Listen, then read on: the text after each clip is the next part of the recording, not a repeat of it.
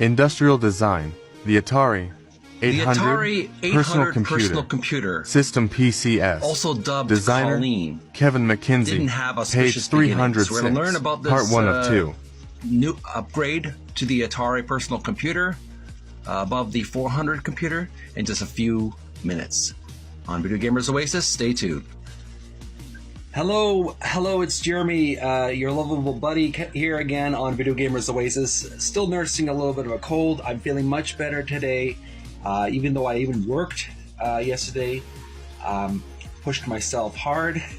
That sounds a little bit suggestive. But I had a really great day yesterday. I had a boost of energy that I didn't think I had before. And I'm back again. I'm going to do another reading of the book. Art of Atari by Tim Lapetino.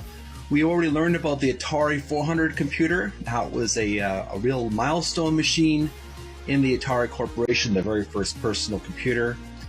And but we noticed from the previous article that we read that the keyboard had a membrane keyboard, so that if you spilt your juices on the keyboard, you didn't have to worry about it damaging the keyboard because it had like a protective membrane on top of it, but it prevented normal personal computer typing. You couldn't type very fast on it. We're learning about industrial design, and this is on page 306 from the book. And you'll automatically notice from the illustration that we have a normal keyboard, traditional PC computer keyboard. So you could, people working in offices could type a lot faster on this machine than the previous machine. So let's read this article. Actually, there's 2 pages of this article to read. If you have some free time, listen to me drone on and read an article. I encourage you, if you're in the bathroom, you're having a nice snack at lunchtime and during your break, if you're relaxing at home, you're bored, you want someone to whisper sweet nothings in your ear, let's learn about the Atari 800 personal computer system. Let's get on with it. Let's read the article and send some likes and loves if you like this content. It means a lot to me. People who appreciate retro gaming and retro electronics and the history of it, please send some likes and loves. Show me that you are a supporter of this kind of genre. Follow me on Video Gamers Oasis on TikTok and subscribe to my YouTube channel, Video Gamers Oasis. Thank you so much. Let's get on with the content. Page 306.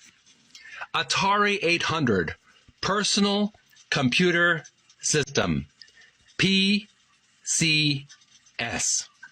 Designer Kevin McKinsey. Atari's 800 computer, dubbed Colleen, didn't have auspicious beginnings.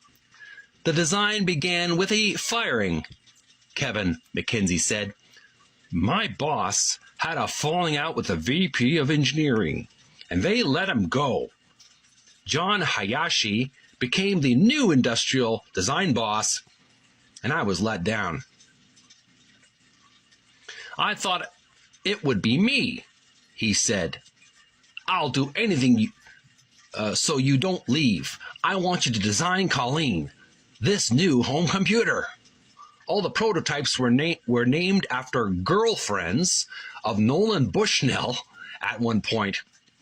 John said he didn't want to lose our best designer to become a manager, so he gave me a 25% increase and a big bonus. That's how Colleen started out.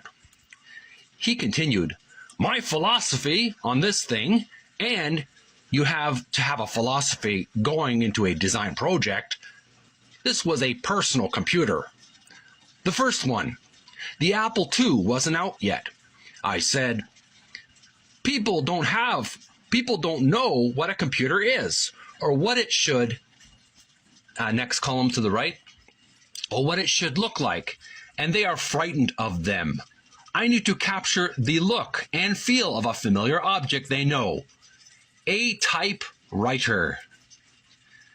While the 800 bore a basic resemblance to a typewriter, owing to its layout and wedge shape, its sophisticated design went far beyond that. integrating visually appealing angles and an approachable form factor. McKinsey is proudest of this product from his time at Atari. "I love the warped plane on this," he said. "A warped plane is a surface that moves as it progresses through space. It might start horizontal, then that line might change from 0 to 45 degrees. It changes angles. This was a combination of a cutout and a warped plane, something I loved and am very proud of." Fellow designer Regan Cheng also espoused his admiration for the 800. "Look at the front left or right edge. The front corner is almost vertical. The side wall is angled," and continued on page 307. "And it blends towards the back. That's a Lamborghini Countach thing. If you look at it, that's what the back looks like. I don't know if that's where he got it, but that's very cool." In the end, McKinsey is most proud of the computer's purity and design simplicity. It wasn't trying to be something else like a motorcycle or an airplane. It was trying to be a computer. McKinsey contrasted this approach with Big Blue, the stalwart computer maker, IBM. With IBM, he said, everything was sheet metal, enclosures and boxes, and everything was rack mounted. These were rectangular boxes with some wooden ends to make them pretty. I laughed. What were they thinking? This isn't a mainstream computer. IBM couldn't see that it shouldn't be a sheet metal box. It was up to companies like Apple and Atari to redefine what a personal computer, consumer computer would look like. And I think we did it. McKinsey also designed the game cartridges for the system, as well as the user-friendly, cleanly labeled memory modules for the 800. Utilizing a removable top, the 800 made it simple for users to add and replace RAM, long before it was en vogue for computer makers to do so. And it's clear that the whole system fits together visually from end to end. From the typography to the warm restrained color palette of tans, browns, and golds. McKinsey felt the design should carry across not only hardware but packaging as well. 2D design has always been as important to me as 3D design, he said. All the boxes for the 800 cartridges, I defined the layouts of these using the font Optima. It is a very elegant font, and I loved it then and I still love it. I did the layouts on these boxes. It seems that the 800 wasn't just admired within Atari's halls. In 1979, McKinsey mentioned, "We went to the CES show in Chicago at McCormick Place. We enrolled the 800 in the design competitions, and it was selected as one of the best designs for 1979 in computers." But it's clear that design was more than a beauty pageant for McKinsey and his Atari colleagues. The business side of the work drove them to a combination of beauty and simplicity, expressing itself in great design work. "There are good and bad designers," he said. "There's a class of people called bad designers, and they give the profession a bad name. They design something that looks nice, but takes 10 pieces of plastic to make. That's bad design. It costs too much to make. A good design is a simple design, and at the same time, it embodies all of the visual aspects you want." We're going to continue this on in the next video. We're going to have a slideshow video presentation, all the different photographs of this machine. So stay tuned on Video Gamers Oasis on TikTok. Stay subscribed and send some likes and love if you like what you see so far. Thanks for watching. For now, bye. Industrial design.